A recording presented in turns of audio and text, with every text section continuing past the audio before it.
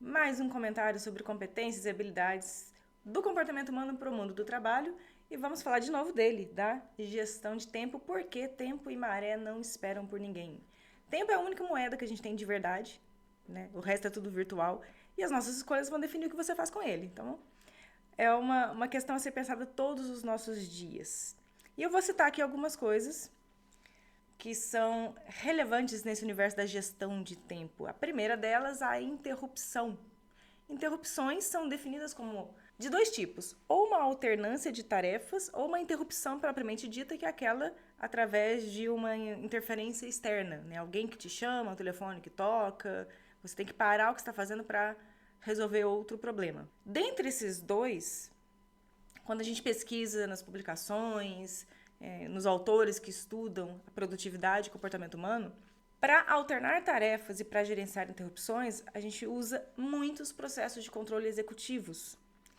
E como o nosso cérebro, né, consegue monitorar as escolhas que a gente faz a cada momento entre as tarefas que a gente tem que fazer e as interrupções que acontecem. Então, todo o processamento executivo participa dessa gestão de tempo. Principalmente se for uma alternância de tarefa que vem por sua conta, né? Que é a sua cabeça que está fazendo você alternar tarefas e não nada externo. Agora, as interrupções, elas são sim acontecimentos externos não planejados que exigem uma atenção imediata. E aí não tem como, né, alguma resposta você vai ter que dar a essa interrupção e ela vai romper o seu raciocínio, a tarefa que estava em andamento. Alguns autores elencam maneiras, né, de definir estratégias para lidar com essas interrupções, minimizando o dano que elas fazem na concentração que você tinha. Aí eu coloquei aqui alguns tipos. Eu posso gerenciar de forma imediata, programada, negociada ou mediada. Alguns exemplos. O que é uma gestão imediata? Eu processo a interrupção agora. Então eu paro o que eu estou fazendo, atendo a interrupção e eu deixo essa tarefa para ser concluída depois. Isso é um atendimento imediato. Vai ter situações que não tem como fugir disso. Principalmente se tiver algo pegando fogo na sua casa ou a sua ação vai ser definitiva para alguém. Aí é uma gestão imediata. Pode ser programada quando eu processo a tarefa do que eu estou fazendo primeiro, completamente, e depois eu vou pensar na tarefa que me interrompeu. Então, vem uma tarefa, ó, chegou uma notificação, eu vejo essa notificação, chegou aqui uma interrupção. Eu volto a minha atenção para onde eu estava, então eu só alterno rapidamente, termino primeiro que eu estava e depois eu vou dar atenção para aquela interrupção. Isso seria o modelo mais cognitivamente correto e que mais poupa energia se a gente for pensar num trabalho corriqueiro, né, que não tem nada explodindo. Pode ser ainda uma gestão negociada. Eu atraso o processamento dessa tarefa que me interrompeu para concluir o que eu estou fazendo.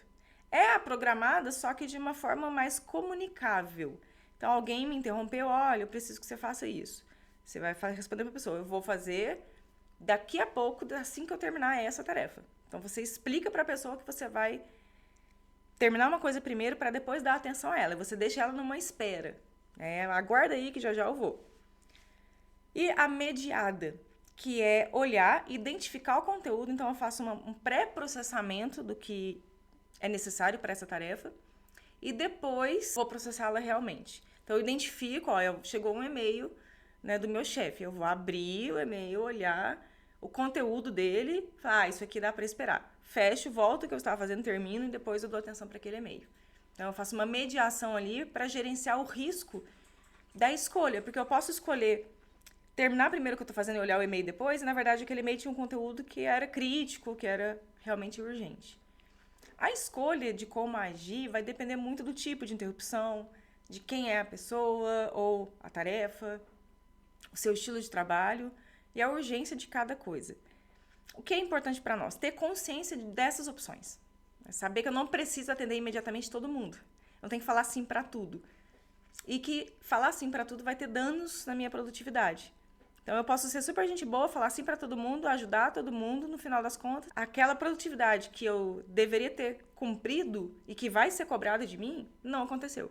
Então, eu posso ser um gente boa que vai ter uma imagem de incompetente, porque não vai cumprir as funções. Respeito e limites ali as interrupções.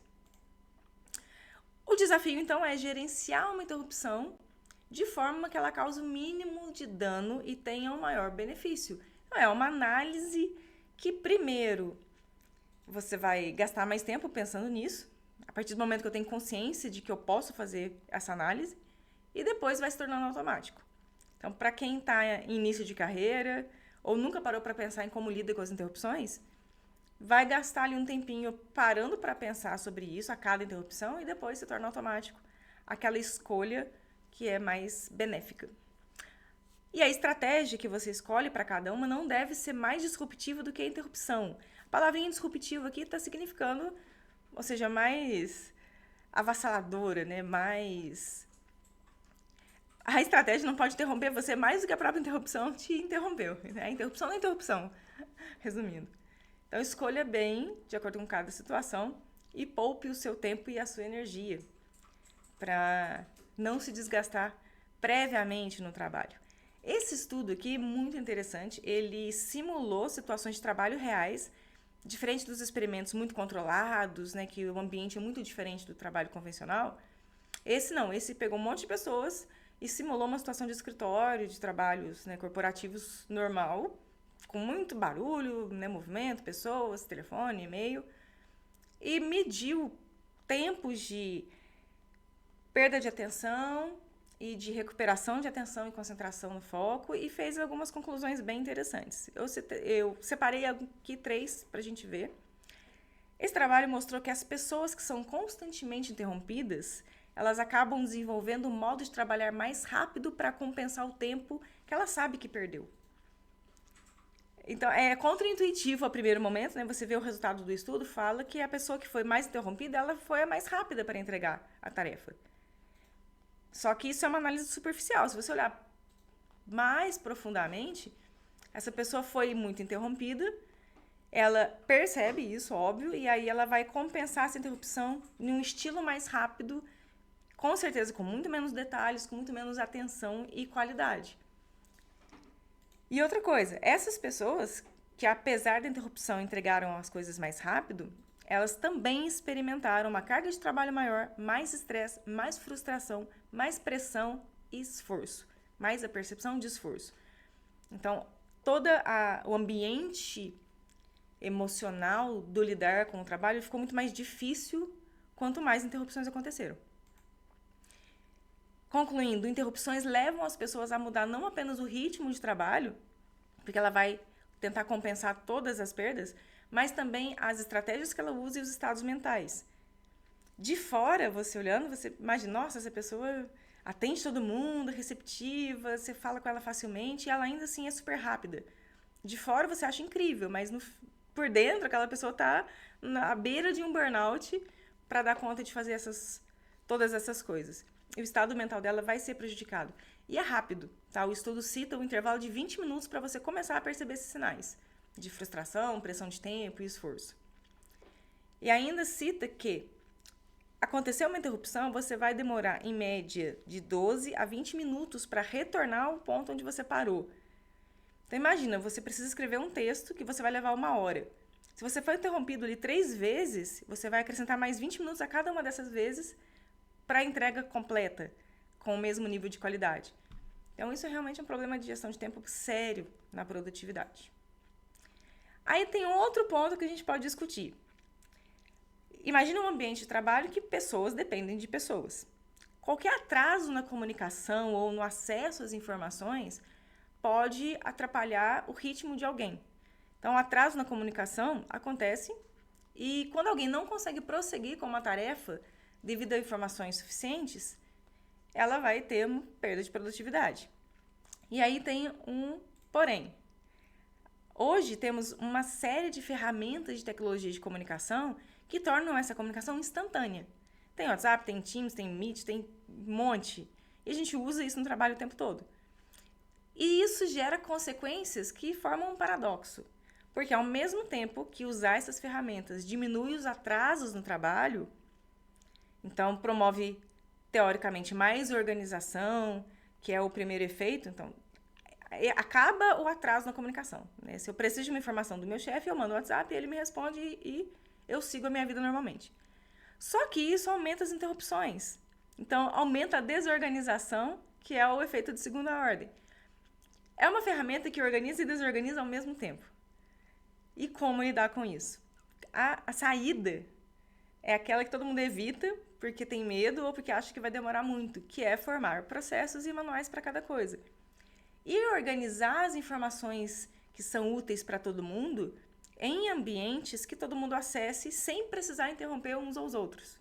Esse é o mundo ideal perfeito, em que cada local de trabalho tem ali seu banco de dados e instruções que foram pensados antes e que todo mundo usa e acessa. Ah, esqueci como é que faz isso, esqueci aquilo. Acessa aquele banco e utiliza aquele material. O que acontece geralmente é que às vezes existem esses bancos, eles geralmente não estão completos, falta alguma coisa, não são revisados com uma certa periodicidade e a cultura de usar esse banco não é uniforme. Né? Às vezes os mais antigos do local usam, os mais novos não usam, preferem perguntar para os antigos. Aquele que responde imediatamente acostuma mal aquele que entrou e vai se instalando a cultura de nunca consultar os manuais. E os manuais vão ficando ultrapassados porque nunca são consultados. Isso vai gerando uma bola de neve de interrupções sem fim. Último detalhe aqui de gestão de tempo. Existem multitarefas? Ah, eu sou super multitarefas. Não, você não é. Não, você não é. Você é só um iludido. O desempenho sempre vai se degradar quando a atenção é dividida. Sempre. Ah, mas eu treino e eu consigo. Você consegue, mas você faria com mais qualidade se não estivesse dividindo a atenção. Isso é universal, é para qualquer pessoa. Não existem super-homens multitarefas. E geralmente a pessoa que se intitula multitarefa ou fala que é boa nisso, ela acostumou a gerar interrupções auto-iniciadas, que é, lembra lá no comecinho, a alternância de tarefas? Quem acostuma a alternar muito tarefas vai fazendo desse o padrão de trabalho e gera esse estado de interrupções auto-iniciadas, que ocorrem na ausência de gatilhos externos, como alertas ou notificações ou pessoas. Né? Ninguém te interrompeu, não chegou nenhuma notificação, você mesmo parou uma tarefa para fazer outra ou, né, para, sei lá, olhar o celular. Não chegou nenhuma notificação, mas você parou para olhar o celular. Isso é um hábito adquirido que não é legal, mas que vai se perpetuando. E tem trabalhos da ciência emocional que mostram que esse comportamento ele é uma estratégia de autorregulação. E geralmente esse ímpeto de interromper algo para outro ou para, né, algum estímulo satisfatório ocorre quando o sentimento perante essa tarefa ele é negativo, ou ele é inseguro, ou você tem medo ali de errar naquilo, é algo que você entende que é difícil, complexo, ou outras razões. Mas ele vai acontecer sempre que alguém precisar se autorregular para lidar com aquilo.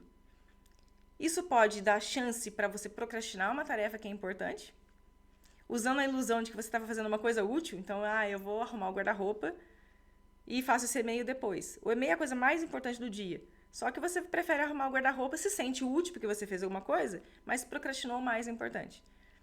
Então, tem que ter um pouco de autoconsciência para perceber o motivo dessas pausas. Como não se tornar refém, né, da sua necessidade biológica de autorregulação perante tarefas que podem atrapalhar a gestão de tempo. Sentiu que está procrastinando, sentiu um desconforto perante uma tarefa e quer adiar, analisa. Por que eu quero adiar isso? Por que eu não quero lidar com isso agora? Por que eu estou adiando isso faz 3 dias? É porque eu não entendo exatamente o que eu tenho que fazer? Eu preciso de alguém que me ajude? Achando um motivo, parando para refletir, você consegue encarar isso com mais clareza e, consequentemente, mais rapidez. Nosso cérebro, além de precisar se autorregular e entender a clareza, ele tem uma dificuldade absurda de prever a duração das coisas. Se você tiver TDAH, então essa previsão ela é ausente. Mas a gente prevê tempos baseado em referências antigas, né, de outras experiências, mas também no estado emocional do momento. O estado emocional ele consegue distorcer o tempo. E aí é difícil prever, a gente nunca vai ser exato. A complexidade da tarefa, imprevistos, os vieses que fazem a gente distorcer a percepção, atrapalham a capacidade de planejamento. E na nossa atividade do desafio, falamos da decomposição, que é pegar uma tarefa e sempre reduzir a complexidade desmembrando ela em mini tarefas. Às vezes você olha para alguma coisa e fala, não tem como eu desmembrar isso. Aí eu preciso escrever um parágrafo, eu preciso mandar esse e-mail que eu estou adiando. Tá, esse e-mail tem que conteúdo? Que linguagem? Né? Qual que é a informação que eu preciso passar? Como que eu vou passar essa informação para ser mais clara possível? Tem sempre como dividir uma tarefa maior em tarefas menores. Aqui um exemplo, escrever artigo. Se eu só anotar na agenda escrever artigo, isso pode ficar ambíguo na minha cabeça, nebuloso, eu não vou ter uma certeza do que fazer e como começar, e aí eu vou ficar adiando aquilo. Então, decompor, por exemplo, escrever o artigo, eu posso escrever, em vez de só a tarefa, vou pesquisar o assunto primeiro, vou organizar as ideias depois, vou fazer o rascunho e vou escrever a versão final. Isso ajuda a prever a duração do tempo, porque pesquisar o assunto envolve entrar em vários sites de busca e tal. Vou demorar ali umas 2 horas. É mais fácil você chegar perto da precisão em uma tarefa menor do que numa tarefa grande. Se eu prevejo que eu vou demorar 3 horas para escrever o artigo, e eu gastei 3 horas só pesquisando o assunto, né, eu já estourei a minha previsão há muito tempo. Então, desmembrar, quanto mais você desmembra, mais próximo da realidade você fica na sua previsão. Certinho, turma? Um beijo para vocês. Quem gostou, comenta aí, compartilha e até o próximo.